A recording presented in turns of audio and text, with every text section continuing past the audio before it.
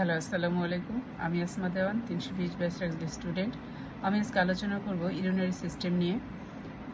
Urine তৈরি করা থেকে ত্যাগ করা পর্যন্ত যে অর্গানগুলো সমষ্টিকভাবে কাজ করে থাকে তাদেরকে ইউরিনারি সিস্টেম বলা হয়। ইউরিনারি সিস্টেম মূলত 4টি পার্ট নিয়ে গঠিত।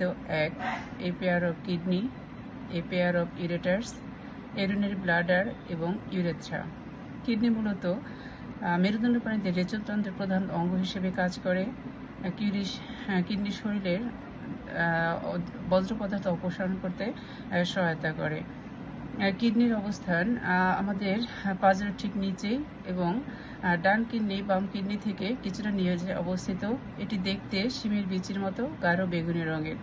কিডনি মূলত শরীর থেকে রক্ত থেকে যাবতীয় বজ্র পদার্থ অপসারণ করে, দেহের পানির ভারসাম্য রক্ষা করে, দেহের তাপমাত্রা রক্ষা করতে সহায়তা করে, লোহিত রক্তকণিকা তৈরিতে গুরুত্বপূর্ণ ভূমিকা পালন করে থাকে এবং হাড়ের স্বাস্থ্য রক্ষা প্রদান করে থাকে। ইউরেটার্স মূলত পরিবাহক হিসেবে কাজ করে।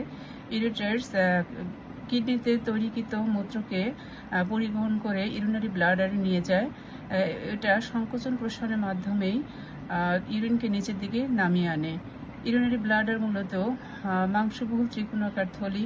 এর প্রধান কাজ হচ্ছে প্রাথমিকভাবে ইউরিনকে ব্লাডারে জমা রাখা এবং ব্লাডার পূর্ণ হলে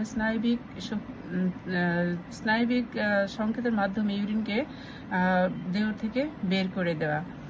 এরপরে রয়েছে ইউরেথ্রা শরীরের ইউরিনকে শরীরের বাইরে বের করে দেয় এবং পুরুষের ইউরেথ্রা বীর্য নিঃসরণেও কাজ করে থাকে এবং নারীদের ইউরেথ্রা পুরুষের ইউরেথ্রার তুলনায় অনেকটাই ছোট। আর কিডনির উপরে টুপির মতো দুটি অ্যাড্রিনাল গ্ল্যান্ড রয়েছে। Thank you everyone. আসসালামু আলাইকুম।